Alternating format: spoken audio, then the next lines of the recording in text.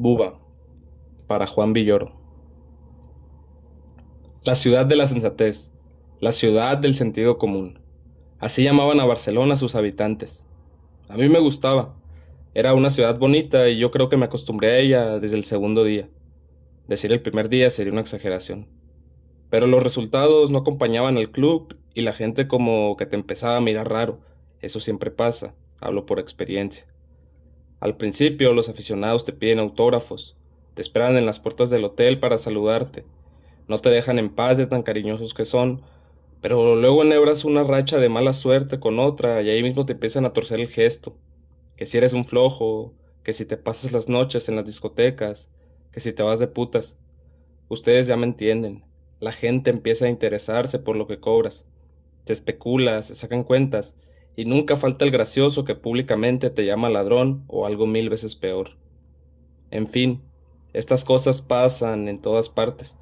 A mí personalmente ya me había sucedido algo parecido, pero entonces mi condición era la de nacional, jugador de la casa, y ahora mi condición era la de extranjero.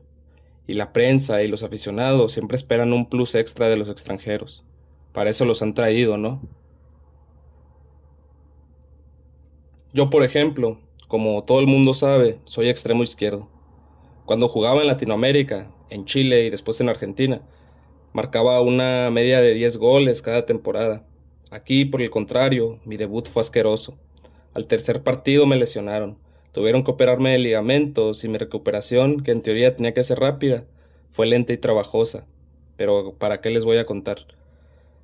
De golpe volví a sentirme más solo que la una. Esa es la verdad. Gastaba una fortuna en llamadas a Santiago y lo único que conseguía era preocupar a mi mamá y a mi papá que no entendían nada. Así que un día decidí irme de putas. No lo voy a negar. Esa es la verdad. En realidad lo único que hice fue seguir el consejo que un día me dio Cerrone, el arquero argentino.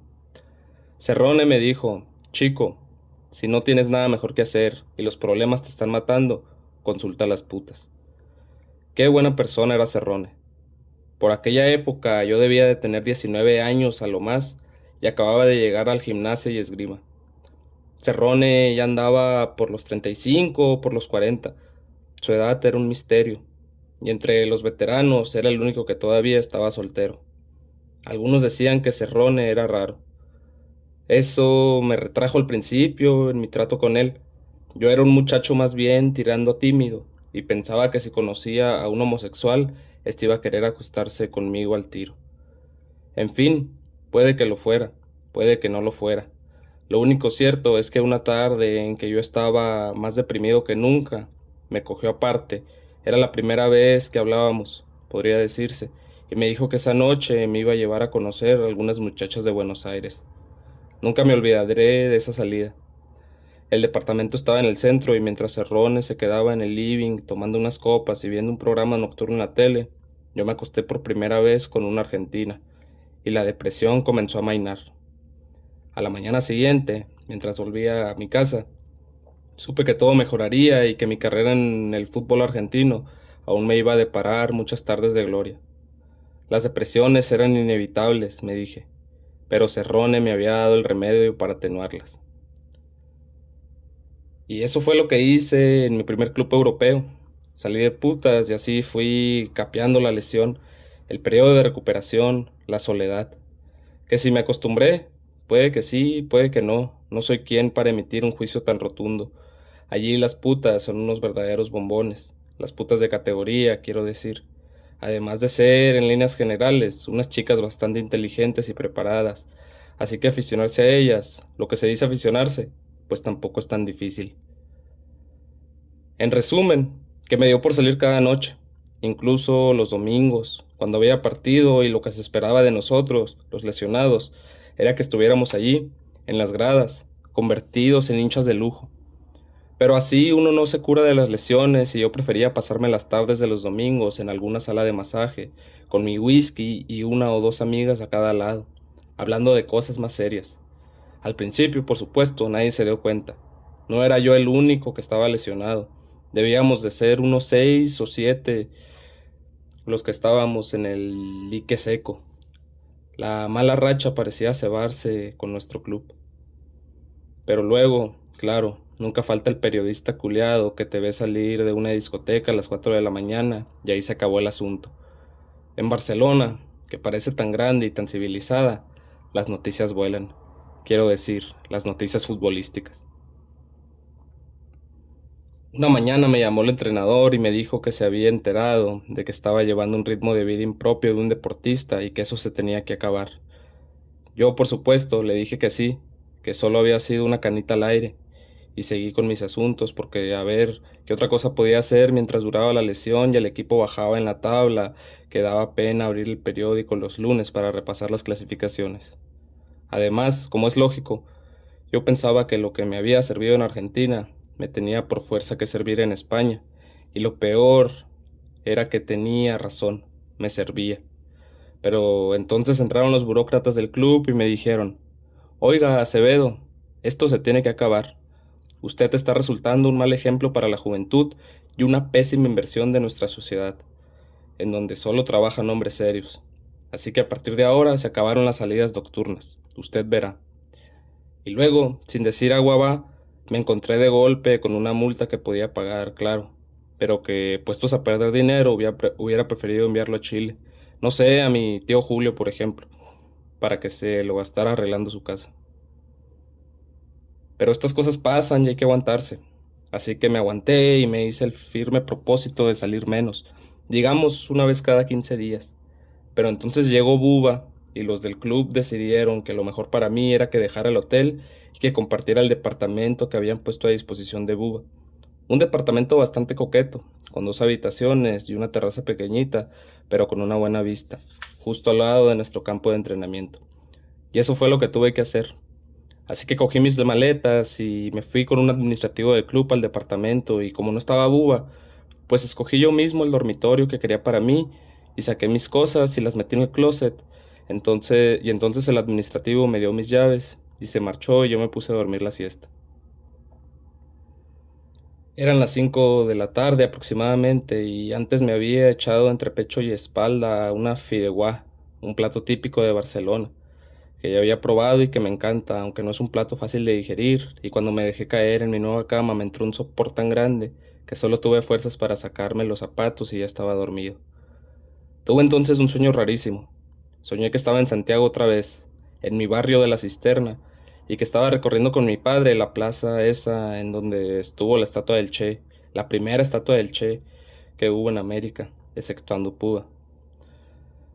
Y eso era lo que me iba contando mi padre en medio del sueño, la historia de la estatua y de todos los atentados que sufrió la estatua, hasta que llegaron los milicos y la volaron definitivamente.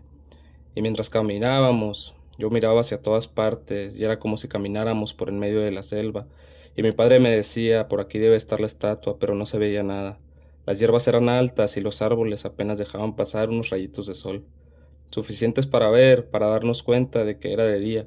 Y nosotros íbamos por un sendero de tierra y de piedras, pero a los lados hasta lianas había, y no se veía nada, solo sombras, hasta que de pronto llegábamos como a una especie de claro, un claro rodeado de selva, y mi padre entonces se detenía y me ponía una mano en el hombro y con la otra señalaba algo que levantaba en medio del claro, un pedestal de cemento de color gris clarito, y sobre el pedestal no había nada, ni rastros de la estatua del Che.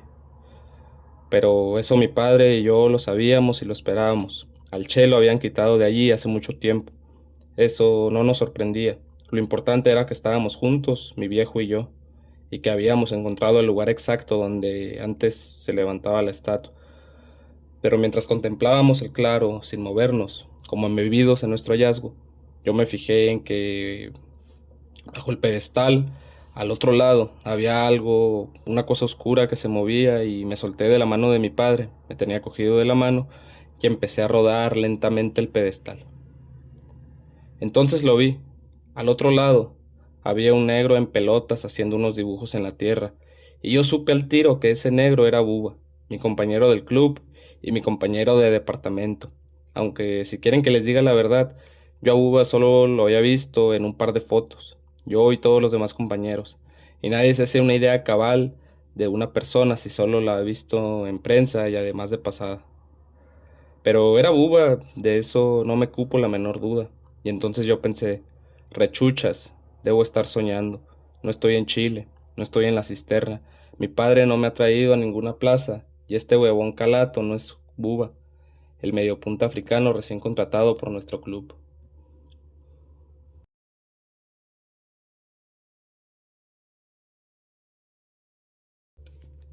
Justo cuando acababa de pensar lo anterior, el negro levantó la mirada y me sonrió. Dejó el palito con el que estaba haciendo unos dibujos en la tierra amarilla, es así una tierra completamente chilena, y de un salto se puso de pie y me tendió la mano. Tú eres Acevedo, dijo. Me alegro de conocerte, flaco. Eso dijo. Y yo pensé, tal vez estamos de gira. ¿Pero de gira por dónde? Estábamos haciendo una gira por Chile. Imposible. Y entonces nos dimos la mano, y Búba me la estrechó muy fuerte y no me la soltó. Y mientras me estrechaba la mano, yo miré el suelo y vi los dibujos en la tierra, carabatos nomás. ¿Qué otra cosa iba a hacer? Pero como que le encontré el hilo a la cuestión. No sé si me explico. Los garabatos tenían sentido. Es decir, no eran garabatos, eran otra cosa. Y entonces yo me quise agachar y ver los dibujos más de cerca, pero la mano de Buba que estrechaba mi mano me lo impidió. Y cuando quise soltarme, ya no para ver los dibujos, sino más bien para alejarme de él, para tomar mis distancias, porque sentí algo parecido al miedo, no pude hacerlo. La mano de Buba, su brazo, parecían los de una estatua recién hecha, y mi mano había quedado empotrada en ese material que por momentos parecía barro y por momentos parecía lava ardiente. Creo que fue entonces cuando me desperté. Sentí ruidos en la cocina y luego pasos que iban desde el living hasta la otra habitación, y yo me desperté con el brazo calambrado. Me había quedado dormido en una mala postura, algo que por aquellos días antes de salir de la lesión me solía pasar. Y me quedé esperando. La puerta de mi dormitorio estaba abierta, así que él tenía que haberme visto, pero por más que esperé, Búba no apareció en el umbral. Sentí sus pasos, carraspié, tosí, me levanté, oí que alguien abría la puerta de la calle y luego, casi sin hacer ruido, la volví a cerrar. El resto del día lo pasé solo, sentado delante de la tele, cada vez más nervioso. Revisé. Yo no soy curioso, pero no pude evitarlo. Su cuarto. En los cajones del closet había puesto la ropa, ropa deportiva, y algo de ropa de vestir y algunos trajes africanos que a mí me parecieron como disfraces, pero que en el fondo eran bonitos. En el baño estaban sus útiles de aseo, una navaja. Yo me afeito con máquinas desechables y hace tiempo que no había una navaja. Una loción, un perfume, inglés, o comprado en Inglaterra, en latino una esponja de color tierra, muy grande. A las 9 de la noche apareció Buba en nuestra nueva casa.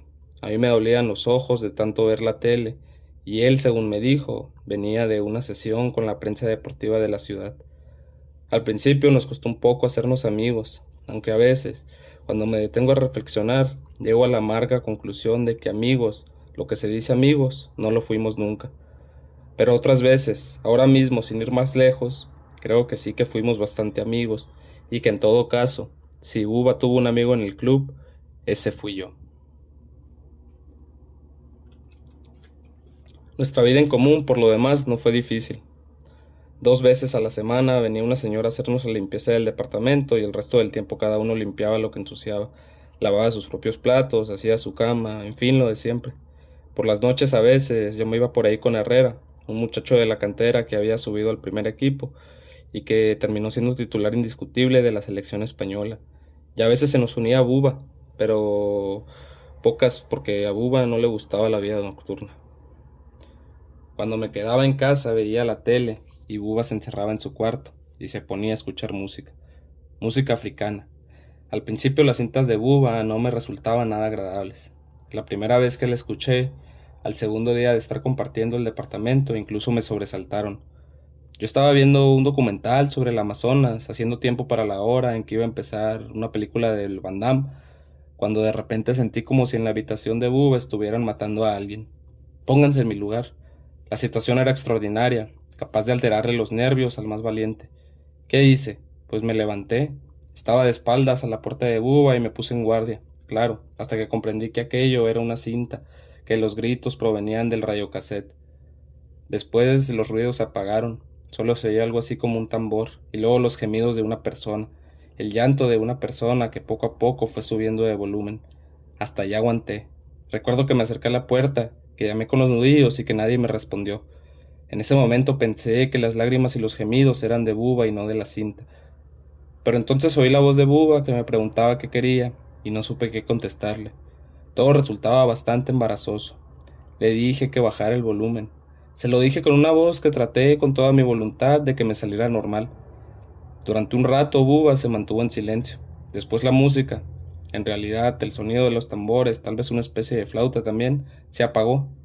Y la voz de Buba dijo que se iba a dormir. Buenas noches, dije yo, y volví al sillón, pero durante un rato estuve viendo el documental sobre los indios del Amazonas sin sonido. El resto, la cotidianidad, como se suele decir, era apacible. Buba acababa de llegar y aún no había jugado ni un partido como titular. El club en aquel tiempo tenía un superávit de jugadores que para qué les voy a contar. Estaba Antoine García, el líbero francés, estaba Dilev, el delantero belga, Nyhuy, el defensa central holandés, Jovanovic, delantero yugoslavo, el argentino Percuti y el uruguayo Busati, mediocampistas, además de los españoles, entre los que teníamos a 4 jugadores de la selección nacional. Pero las cosas nos iban mal y después de 10 jornadas desastrosas estábamos a mitad de tabla, más bien tirando para abajo que para arriba. La verdad, a Buba no sé por qué lo ficharon. Supongo que lo hicieron para callar las críticas cada vez más acerbas de nuestros propios aficionados, pero al menos en teoría fue una cagada completa. Lo que todo el mundo esperaba era un fichaje de urgencia para cubrir mi lugar. Es decir, lo que todo el mundo esperaba era que ficharan a un extremo, no un mediocampista, porque en esa posición ya estaba Percuti, pero los directivos suelen ser bastante imbéciles en todas partes y cogieron lo primero que tuvieron a mano y entonces apareció Buba. Muchos pensaron que el plan era hacerlo jugar un tiempo con el segundo equipo, un segundo equipo que por aquellas fechas estaba hundido en la segunda división B, pero el representante de Buba dijo que de eso nada, que el contrato era bien claro al respecto. O Buba jugaba con el primer equipo o no jugaba.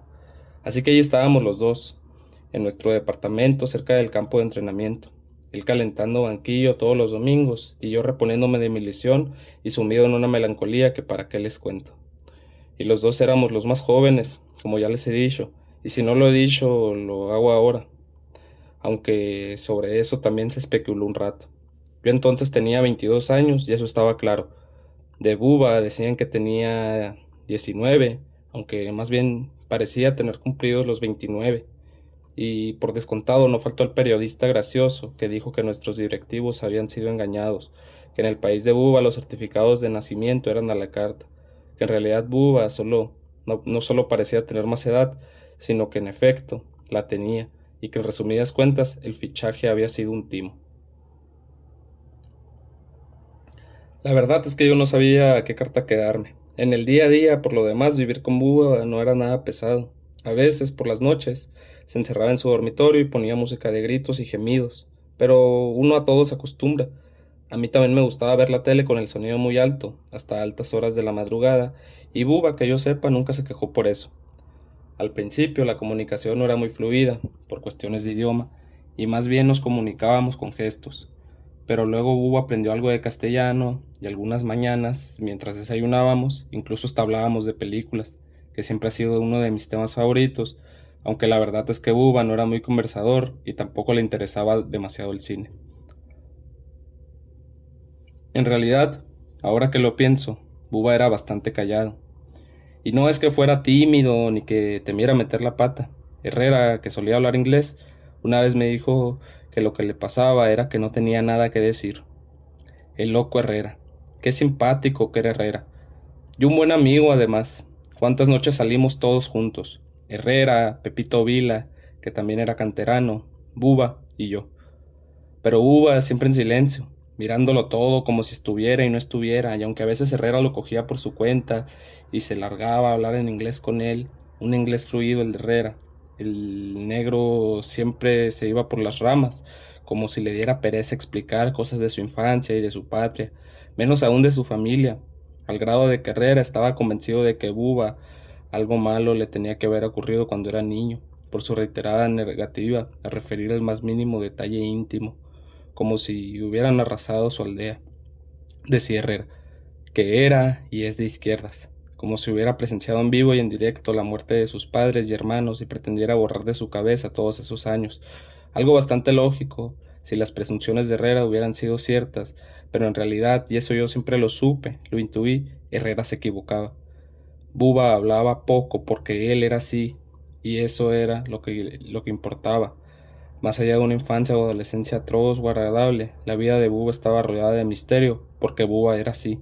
Eso era todo. En todo caso, lo único cierto es que por aquellas fechas el equipo estaba mal y Herrera y Buba parecían condenados a calentar el banquillo hasta el final de la temporada, y yo estaba lesionado y cualquier equipo de provincias era capaz de ganarnos en nuestro propio campo.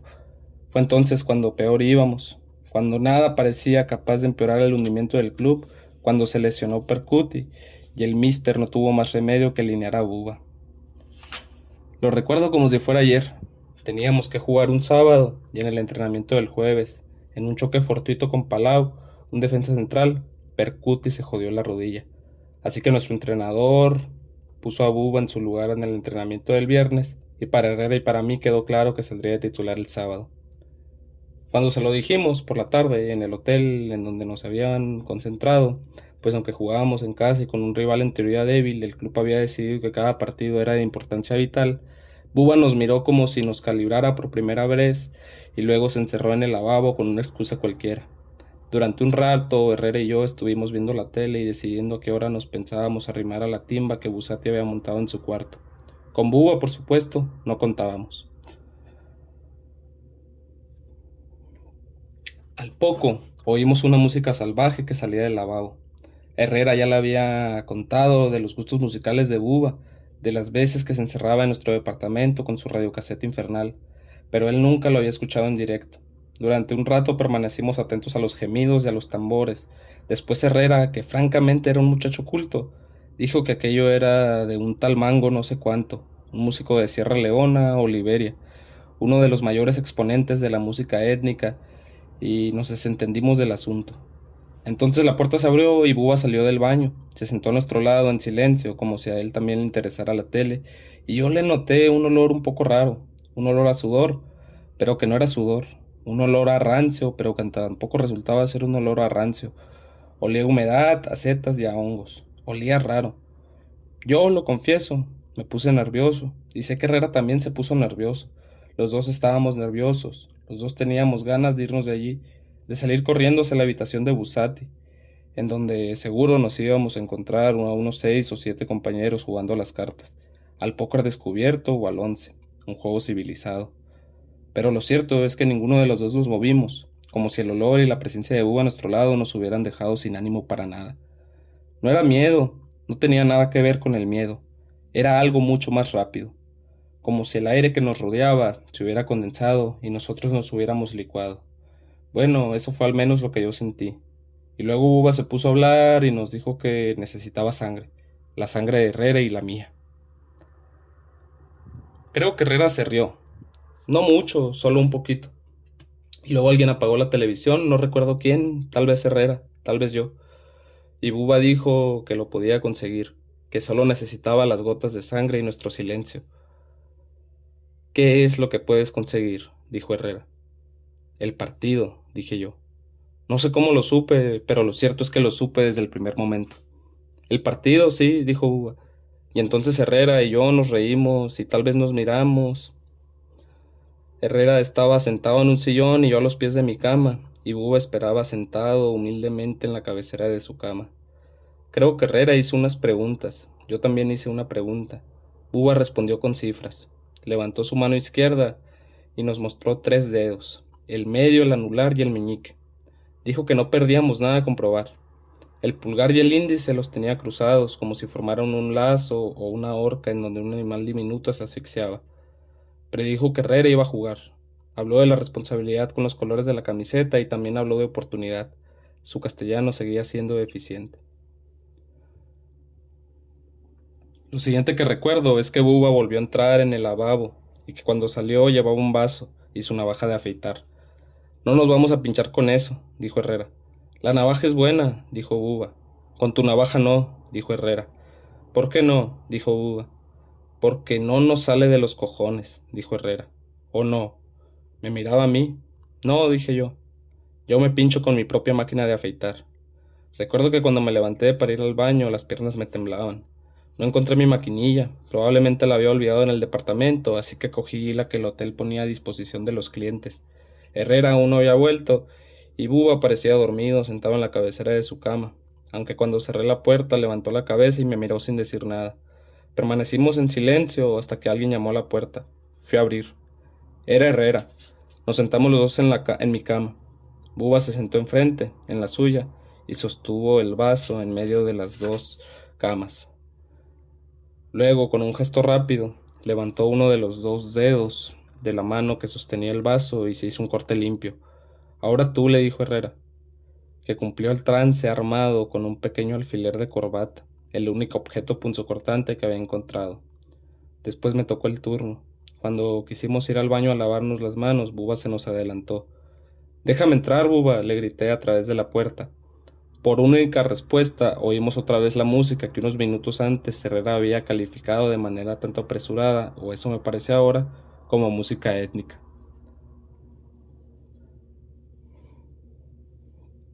Esa noche tardé en irme a dormir. Estuve un rato en la habitación de Busati y luego me fui al bar del hotel en donde ya no quedaba ningún jugador despierto. Pedí un whisky y me lo tomé en una mesa, desde la que se apreciaban con nitidez las luces de Barcelona. Al cabo de un rato sentí que alguien se sentaba a mi lado. Me sobresalté. Era el entrenador, que tampoco podía dormir. Me preguntó qué hacía despierto a esas horas. Le dije que estaba nervioso. Pero si tú mañana no juegas, Acevedo, dijo él. Peor todavía, dije. ¿Qué estás bebiendo?, preguntó. Lo mismo que usted, dije. Ah, se puso a hablar de su hijo y de su familia, que vivían en Inglaterra, pero sobre todo de su hijo, y luego los dos nos levantamos y dejamos nuestros vasos vacíos en la barra. Al entrar en mi habitación, Buba dormía plácidamente en su cama. Normalmente no hubiera encendido la luz, pero esta vez lo hice. Buba ni se movió. Fui al lavabo. Todo estaba en orden. Me puse el pijama y me acosté y apagué la luz. Durante unos minutos estuve escuchando la respiración acompasada de Buba. No recuerdo en qué momento me quedé dormido. Al día siguiente ganamos por 3-0. El primer gol lo marcó Herrera. Era el primero que marcaba aquella temporada. Los otros dos los hizo Buba. La prensa deportiva, un poco reticente, hablaba del cambio sustancial en nuestro juego y destacaba el gran partido realizado por Buba. Yo vi el partido. Yo sé lo que realmente ocurrió. En realidad, Buba no jugó bien. El que jugó bien fue Herrera, Idilev y Busati, la línea medular del equipo. En realidad, Buba estuvo como ausente durante una buena parte del partido, pero marcó 2 goles y eso era suficiente. Ahora tal vez debería decir algo acerca de los goles. El primero, que fue el segundo del encuentro, se produjo tras un córner que sirvió Palau. Buba, en medio del barullo, metió la perna y marcó. El segundo fue extraño. El equipo rival ya había aceptado la derrota. Corría el minuto 85. Todos los jugadores estaban cansados, los nuestros probablemente más. El tono del partido era francamente conservador, y entonces alguien le pasó la pelota a Buba, con la esperanza, digo yo, de que la devolviese o la retrasara, pero Buba corrió por su banda. Rápido, mucho más rápido de lo que había estado en el resto del partido. Se acercó a unos 4 metros del área grande, y cuando todos esperaban que se entrara, soltó un tiro que sorprendió a los dos defensas que tenía delante y al arquero. Un tiro con un chanfle que como yo nunca había visto. Un disparo endemoniado propio, solo de los jugadores brasileños, que se coló por la escuadra derecha de la portería contraria y que puso a todos los espectadores de pie. Esa noche, después de celebrar la victoria, hablé con él. Le pregunté por la magia, por el hechizo, por la sangre en el vaso. Hugo me miró y se puso serio. Acerco a tu oreja, dijo. Estábamos en una discoteca y apenas nos oíamos. Búa me susurró unas palabras que al principio no entendí. Probablemente yo ya estaba borracho. Luego alejó su boca de mi oreja y me sonrió. Tú pronto podrás marcar mejores goles, dijo. De acuerdo, perfecto, dije yo. A partir de entonces todo se encarriló. El siguiente partido lo ganamos 4-2 y eso que jugábamos en campo contrario. Herrera marcó un gol de cabeza, Dilev uno de penalti y Buba marcó los otros dos que fueron rarísimos, o eso me pareció a mí, que conocía la historia y que antes del viaje al que no fui, participé junto con Herrera en la ceremonia de los dedos cortados y del vaso y de la sangre. 3 semanas después me convocaron y reaparecí en la segunda parte, en el minuto 75. Jugábamos en casa del líder y ganamos 1-0. El gol lo marqué yo en el minuto 88. El pase me lo dio Buba, o eso fue lo que pensó todo el mundo, aunque yo tengo algunas dudas. Solo sé que Buba se escapó por la banda derecha y yo eché a correr por la izquierda. Había 4 defensas, uno detrás de Buba, dos en el medio y uno a unos 3 metros de donde corría yo. Entonces ocurrió algo que aún no sé explicarme. Los defensas centrales parecieron clavarse en sus posiciones. Yo seguí corriendo como el lateral derecho de ellos, pegado a mis talones.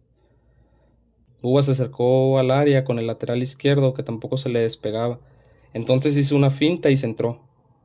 Yo me metí en el área sin ninguna posibilidad de darle la pelota, pero entre que los centrales estaban como despistados o como repentinamente mareados, y el efecto rarísimo que cogió el balón, lo cierto es que milagrosamente me vi dentro del área, con la pelota controlada, y el portero de ellos que salía, y el lateral derecho pegado a mi hombro izquierdo sin saber si hacerme una falta o no, y entonces simplemente chuté y marqué el gol y ganamos. El domingo siguiente fui titular indiscutible y a partir de entonces empecé a marcar más goles que nunca en mi vida. Y Herrera también tuvo una racha goleadora, y todo el mundo adoraba a Buba, y también nos adoraban Herrera y a mí. De la noche a la mañana nos convertimos en los reyes de la ciudad. Todo nos sonreía. El club inició una ascensión imparable. Ganábamos y gustábamos. Y nuestro rito de la sangre siguió repitiéndose indefectiblemente antes de cada partido. De hecho, a partir de la primera vez, Herrera y yo nos compramos navajas de afeitar parecidas a las que tenía Buba, y cada vez que íbamos a jugar fuera, lo primero que metíamos en nuestro equipaje eran las navajas. Y cuando jugábamos en casa, nos reuníamos la noche anterior en nuestro departamento, porque ya no nos concentraban en los partidos como visitantes, y realizábamos la sesión, y Buba recogía su sangre y la nuestra en un vaso, y luego se encerraba en el baño, y mientras escuchábamos la música que salía de allí, Herrera se ponía a hablar de libros o de obras de teatro que había visto, y yo me quedaba callado y asentía todo, hasta que Buba reaparecía, y nosotros lo mirábamos como preguntándole si todo estaba en orden, y Buba entonces nos sonreía y se metía en la cocina a buscar el estropajo y el cubo de agua, y volvía luego al baño, en donde se estaba por lo menos un cuarto de hora arreglándolo todo. Y cuando nosotros entrábamos en el baño todo estaba igual que antes, y a veces cuando me iba con Herrera a una discoteca y Buba no venía, porque a Buba no le gustaban demasiado las discotecas, Herrera se ponía a hablar conmigo y me preguntaba que qué creía yo que hacía Buba con nuestra sangre en el baño. Porque lo cierto es que cuando Buba desocupaba el baño ya no había rastros de sangre por ningún lado. El vaso que la había contenido estaba reluciente, el suelo limpio, vaya, el baño parecía como cuando venía la señora a hacernos la limpieza, y yo le decía a Herrera que no sabía, que no tenía idea de lo que hacía Buba cuando se encerraba allí. Y Herrera me miraba y decía, si yo viviera con él me daría miedo. Y yo miraba a Herrera como diciéndole, ¿lo dices en serio o estás de broma? Y Herrera decía, estoy de guasa, Buba es nuestro amigo. Gracias a él ahora estoy en la selección. Gracias a él nuestro club va a ser campeón. Gracias a él la gloria nos sonríe. Y eso era verdad. Por lo demás, yo nunca lo tuve miedo a Buba. A veces, mientras veíamos la tele en nuestro departamento antes de irnos a dormir, me lo quedaba mirando con el rabillo del ojo y pensaba en lo extraño que era todo. Pero no pensaba mucho rato en eso. El fútbol es extraño.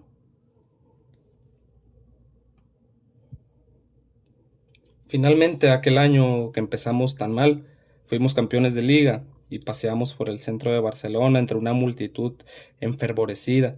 Y hablamos desde el balcón del ayuntamiento a otra multitud enfervorecida que coreaba nuestros nombres y ofrecimos el título a la Virgen de Montserrat del monasterio de Montserrat, una virgen negra como Buba. Esto parece mentira, pero es verdad. Y dimos entrevistas hasta que ya no pudimos hablar. Las vacaciones las pasé en Chile. Buba se fue a África. Herrera se marchó al Caribe con su novia. Nos reencontramos en la pretemporada en un centro deportivo del este de Holanda, cerca de una ciudad fea y gris que me hizo tener los peores presentimientos. Todos estaban allí, menos Buba. No sé qué problema había tenido en su país de origen. Herrera parecía agotado, aunque exhibía un bronceado de deportista de élite. Me dijo que había pensado en casarse. Yo le expliqué mis vacaciones en Chile, pero como ustedes saben, cuando en Europa es verano, en Chile es invierno, así que mis vacaciones no habían sido muy lúcidas. La familia estaba bien, poco más. La tardanza de Buba nos intranquilizó. No queríamos reconocerlo, pero estábamos intranquilos. De repente sentimos, tanto Herrera como yo, que sin él estábamos perdidos. Por el contrario, nuestro entrenador contribuyó a quitarle hierro a la impuntualidad de Buba. Una mañana, después de un vuelo que hizo escalas en Roma y en Frankfurt, el negro se reintegró en el equipo. Los partidos de pretemporada, sin embargo, fueron pésimos. Nos ganó un equipo de la tercera división holandesa. Empatamos con el equipo de aficionados de la ciudad donde residíamos. Ni Herrera ni yo nos atrevíamos a pedirle a Buba el rito de la sangre, aunque nuestras navajas estaban listas. De hecho, y esto tardé en comprenderlo, parecía como si tuviéramos miedo de pedirle a Buba un poco de su magia. Por supuesto, seguíamos siendo amigos y en alguna ocasión fuimos juntos a una discoteca holandesa, pero de sangre no hablábamos sino de los chismes que circulan en temporada, los jugadores que cambiaban de equipo, los nuevos fichajes, la Liga de Campeones que íbamos a jugar ese año, los contratos que se acababan o que tenían que ser mejorados. También hablábamos de películas y de las vacaciones que ya habían terminado y Herrera, solo Herrera, hablaba de libros, entre otras cosas porque era el único que leía. Después volvimos a la ciudad y yo volví a encontrarme solo con Buba y con nuestra cotidianidad en aquel departamento enfrente del campo de entrenamiento y luego empezó la liga. El primer partido y la noche antes apareció Herrera por nuestra casa y encaró la situación. Le dijo a Buba que qué pasaba. No iba a ser magia este año y Buba sonrió y dijo que no era magia. Y Herrera dijo qué coño es entonces. Y Buba se encogió de hombros y dijo que era algo que solo él entendía. Y luego hizo un gesto como quitándole importancia al asunto. Y Herrera dijo que él quería más, que él creía en Buba, fuera lo que éste hacía. Y Buba dijo que estaba cansado. Y cuando dijo eso yo lo miré a la cara y no me pareció en modo alguno un tipo de 19 o 29, o 29 años, sino un jugador de más de 30 que ya le ha exigido demasiado a su cuerpo. Y Herrera, contra lo que yo esperaba, aceptó las palabras de Buba con una actitud admirable. Dijo, pues no se hable más del asunto, os invito a cenar. Así era Herrera, buen tipo. De tal manera que salimos a cenar a uno de los mejores restaurantes de la ciudad y un fotógrafo de prensa que estaba allí nos hizo una foto. Es esa que tengo colgada en el comedor, con Herrera y Buba y yo sonriendo, bien vestidos, delante de una mesa exquisita, si me permiten la expresión, pero es que otra no hay, dispuestos a comernos el mundo, aunque en nuestro fuero interno teníamos bastantes dudas, sobre todo Herrera y yo, de que efectivamente fuéramos a comernos nada. Y mientras estuvimos allí no se dijo nada de la magia ni de la sangre. Hablamos de películas, de viajes, pero no de viajes de trabajo, sino de viajes de placer y de poco más. Y cuando salimos del restaurante, no sin antes haberle firmado autógrafos a los camareros y al cocinero y a los pinches de cocina, nos pusimos a caminar durante un rato por las calles vacías de la ciudad. Esa ciudad tan bonita, la ciudad de la sensatez y del sentido común, como la llamaban algunos exaltados, pero que también era la ciudad del resplandor en donde uno se sentía bien consigo mismo y que para mí ahora es la ciudad de mi juventud. Bueno, como decía, nos pusimos a caminar por las calles de Barcelona, porque un deportista sabe que después de una cena copiosa lo mejor es estirar las piernas, y entonces cuando llevábamos un rato dando vueltas y viendo los edificios iluminados, obra de grandes arquitectos que Herrera nombraba como si los hubiera conocido personalmente, Buba dijo con una sonrisa más bien triste que que si queríamos podíamos volver a repetir la experiencia del año pasado. Esa fue la palabra que empleó, experiencia. Herrera y yo nos quedamos callados. Luego volvimos al parking, nos subimos a mi coche y enfilamos hasta nuestro departamento sin decir una sola palabra. Yo me hice el corte con mi navaja. Herrera empleó un cuchillo de la cocina. Cuando Buba salió del baño nos miró y por primera vez, mientras iba a buscar el estropajo y el cubo de agua a la cocina, no dejó la puerta cerrada.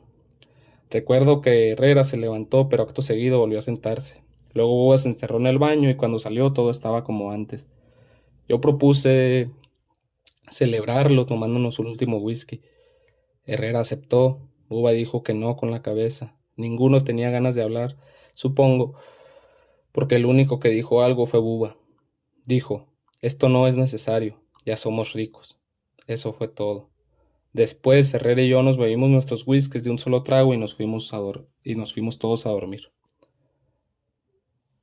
Al día siguiente empezamos la liga ganando 6-0. Buba marcó 3 goles, Herrera uno, yo dos. Fue una temporada gloriosa. A mí me parece mentira que la gente se acuerde, porque ya ha pasado mucho tiempo, pero si lo pienso bien, si hago funcionar la memoria, me resulta lógico, perdonen la vanidad, que todavía no haya caído en el olvido la segunda y última temporada que jugué con Buba en Europa. Ustedes vieron los partidos por televisión. Si hubieran vivido en Barcelona, se vuelven locos.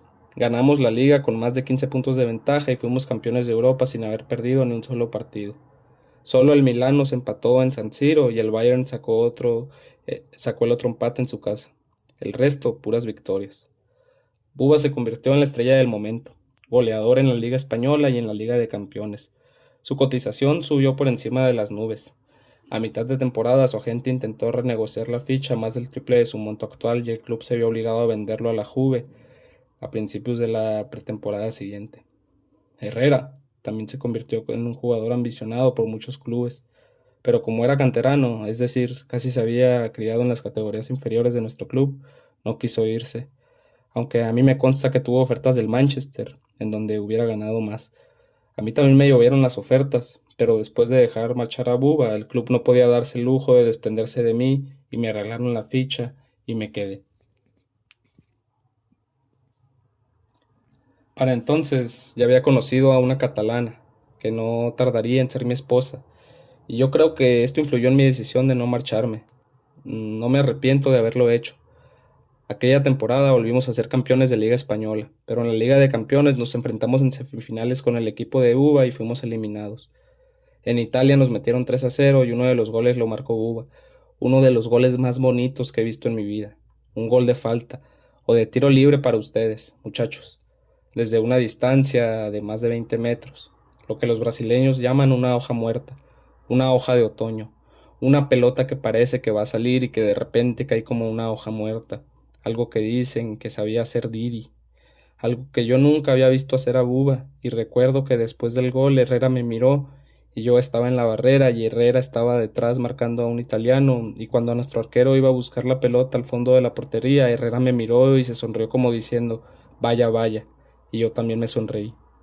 Fue el primer gol de los italianos, y a partir de ahí Buba se eclipsó. Lo sacaron en el minuto 50. Antes de dejar la cancha nos abrazó Herrera y a mí. Cuando acabó el partido estuvimos un rato con él en los túneles del vestuario. En el partido de vuelta, en nuestro campo, los italianos nos empataron a 0. Fue uno de los partidos más raros que he jugado en mi vida. Todo pareció transcurrir como a cámara lenta y al final los italianos nos eliminaron. Pero en líneas generales fue una temporada como para no olvidar. Volvimos a ganar la liga. Herrera y a mí nos convocaron para jugar el mundial con nuestras respectivas selecciones. Las noticias que teníamos de Buba eran magníficas. Él también ganó la Liga Italiana, el famoso Scudetto, y la Liga de Campeones por segundo año consecutivo. Era el jugador del momento. A veces lo llamábamos por teléfono y hablábamos durante un rato de banalidades, poco antes de que nos marcháramos a unas vacaciones que iban a ser más cortas del usual. Aquel año, los internacionales, nos concentramos para el Mundial, casi sin tiempo para nada. La noticia salió en la primera página de los periódicos deportivos. Buba había muerto en un accidente automovilístico camino del aeropuerto de Turín. Nos quedamos helados. Poco más es lo que puedo decir. Con la mano en el pecho, nos quedamos helados y ya está. El mundial fue asqueroso. A Chile la eliminaron en octavos, pero no ganamos ni un solo partido. España ni siquiera pasó octavos, aunque ellos sí que ganaron un partido. Mi actuación, ustedes se acordarán, fue funesta, así que mejor no hablar. El país de Buba, no, ellos fueron eliminados en la fase previa por Camerún o Nigeria. No me acuerdo. Buba no hubiera podido ir al mundial ni vivo ni muerto. Como jugador, quiero decir. Luego pasó el tiempo y vinieron otras ligas y otros mundiales y otros amigos. En Barcelona permanecí aún 6 años. En España 10. Por supuesto que todavía alcancé a vivir muchas noches de gloria, pero nada es comparable. Me retiré del fútbol jugando en el Colo-Colo, pero ya no de extremo izquierdo. La vida de un extremo izquierdo es corta, sino de mediocampista. Luego me dediqué a mi tienda de deportes. Hubiera podido ser entrenador. Hice el curso, pero la verdad es que ya estaba harto. Herrera todavía jugó un par de años más. Luego se retiró en olor de multitudes. Fue internacional más de 100 veces. Yo solo lo fui 43 ocasiones. Y cuando dejó el fútbol, la hinchada de Barcelona le tributó un homenaje como se han visto pocos. Ahora tiene no sé cuántas empresas en su ciudad y la vida, como es obvio, le va bien. Durante muchos años estuvimos sin vernos, hasta hace poco, que se hizo un programa de televisión de esos más bien nostálgicos, sobre el equipo que había ganado por primera vez la Liga de Campeones.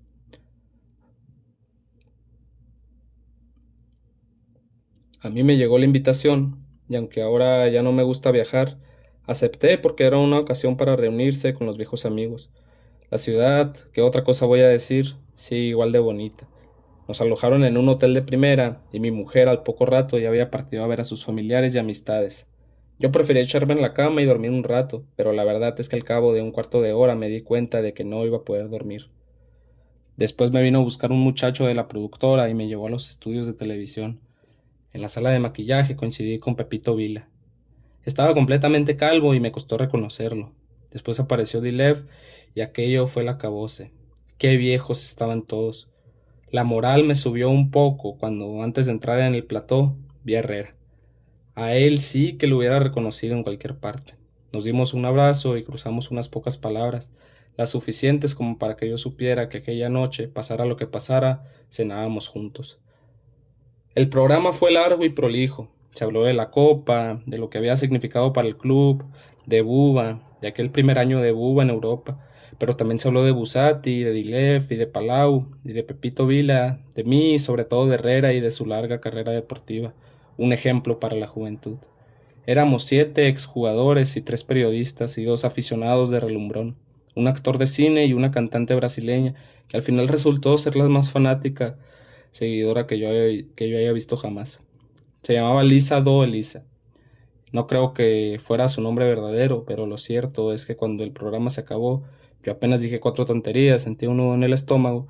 La Lisa Do Elisa se vino a cenar con nosotros, con Herrera y conmigo y con Pepito Vila, con uno de los periodistas. No sé, tal vez fuera amiga de este último. El caso es que de pronto me encontré en un restaurante en Perumbra cenando con toda esta gente y luego en una discoteca aún más oscura, salvo la pista de baile en donde yo estaba bailando unas veces solo y otras veces con la Lisa Dolisa, y finalmente a las tantas de la mañana en un bar cerca del puerto, bebiéndome un carajillo en una mesa algo sucia en donde solo estaba Herrera y la cantante brasileña. No recuerdo quién de los dos sacó el tema. Tal vez Lisa Duelisa estuviera hablando de magia, puede ser. Tal vez Herrera quería hablar de eso y lo provocó. Magia negra y magia blanca, decía la brasileña, o eso creí entender, y luego se puso a contar historias, hechos reales que habían sucedido en la infancia o durante su juventud, cuando tuvo que abrirse un camino en el mundo del espectáculo. Recuerdo que la miré y pensé que era una mujer de armas tomar. Hablaba igual, con la misma energía y agresividad que durante el programa de televisión. Le había costado subir y permanecer en guardia. Le había costado subir y permanecía en guardia, como si en cualquier momento la fueran a atacar. Era una mujer hermosa de unos 35 años, con una buena delantera. Se notaba que no había tenido una vida fácil. Pero esto no le interesaba a Herrera, lo comprendí en el acto. Herrera quería hablar de magia, de vudú, de ritos candomblé, de negros, en suma. Y la Lisa Duelisa no se hizo de rogar. Así que yo me acabé el carajillo y aguanté mecha. Y como el tema sinceramente me aburrió un poco, pedí un whisky y luego otro whisky. Y cuando ya empezaba a entrar la luz del día por las ventanas del bar Herrera, dijo él que tenía una historia parecida a las historias que le había contado Lisa Dolisa y que se le iba a contar a ver qué le parecía a ella. Y entonces yo cerré los ojos como si tuviera sueño, aunque no tenía nada de sueño, y escuché que Herrera contaba la historia de Buba y de él y mía, pero sin decir que Buba era Buba, ni él y yo nosotros, sino unos jugadores franceses que había conocido hacía tiempo. Y Lisa Duelisa se calló. Me parece que era la primera vez que callaba en toda la noche, hasta que Herrera llegó al final a la muerte de Buba, y solo entonces Lisa Duelisa abrió la boca y dijo que sí, que eso era posible. Y Herrera preguntó por la sangre de los 3 jugadores que los 3 jugadores vertían en el vaso, y Lisa Duelisa dijo que aquello era parte de la ceremonia. Y Herrera preguntó por la música que salía del baño donde se encerraba el negro, y Lisa Duelisa dijo que aquello era parte de la ceremonia. Y luego Herrera preguntó por el destino de la sangre que el negro se llevaba al baño, y por el estropajo y el cubo de agua con lejía, y también quiso saber qué creía Lisa Duelisa que hacía en el baño. Y a todas las preguntas la brasileña respondió que aquello era parte de la ceremonia, hasta que Herrera se anduvo enojando y dijo que obviamente todo era parte de la ceremonia, pero que él quería saber en qué consistía la ceremonia. Y entonces Lisa Dulisa le dijo que a ella no le levantara la voz, mucho menos si quería follarla. Textual empleó esas palabras. A lo que Herrera respondió con una risotada que me hizo recordar emocionado al Herrera de la Liga de Campeones y de las 2 ligas que ganamos juntos. Quiero decir, de las 2 que ganamos con Buba y de las 5 que ganamos en total. Y después de reírse dijo que no era su intención ofenderla. La Lisa Dulisa se ofendía por cualquier detalle y repitió la pregunta.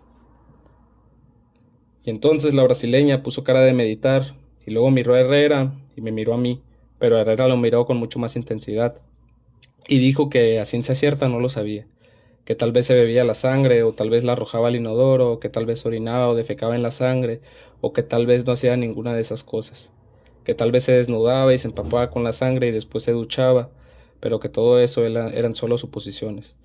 Y luego los tres nos quedamos callados hasta que Lisa Duelisa volvió a abrir la boca para decir que fuera lo que fuera, lo cierto es que aquel tipo sufría y quería mucho. Y luego Herrera le preguntó si ella creía que la magia de aquel negro que jugaba en un equipo francés era efectiva. No, dijo Lisa Duelisa, estaba loco. ¿Cómo iba a ser efectiva? Y Herrera dijo, ¿y por qué sus compañeros empezaron a jugar mejor? Porque eran buenos jugadores, dijo la brasileña. Y entonces yo metí mi cuchara y le pregunté qué había querido decir con que sufría mucho. ¿Sufrir cómo? Le dije. Y ella respondió, que con todo el cuerpo, y más que con el cuerpo, con toda la mente. ¿Qué quieres decir, Lisa? Dije yo. Que estaba loco, dijo la brasileña. El bar había bajado la persiana metálica. En un pared distinguí varias fotos de nuestro equipo. La brasileña nos preguntó, no solo Herrera, a mí también, si estábamos hablando de Buba.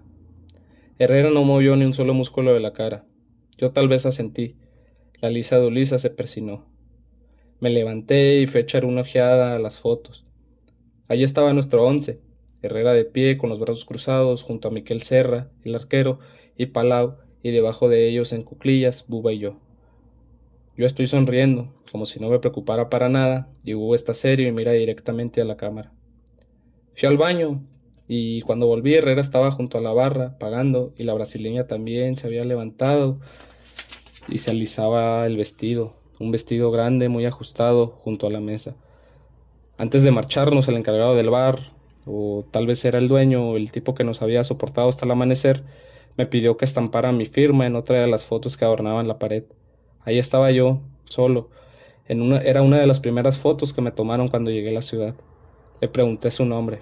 Dijo que se llamaba Narcís. Se la dediqué con afecto. Ya clareaba cuando salimos. Como en los viejos tiempos, caminamos durante un rato por las calles de Barcelona. Noté sin sorpresa que Herrera llevaba a la brasileña cogida por la cintura. Después nos metimos en un taxi y me acompañaron hasta mi hotel. 1996 al año 2000.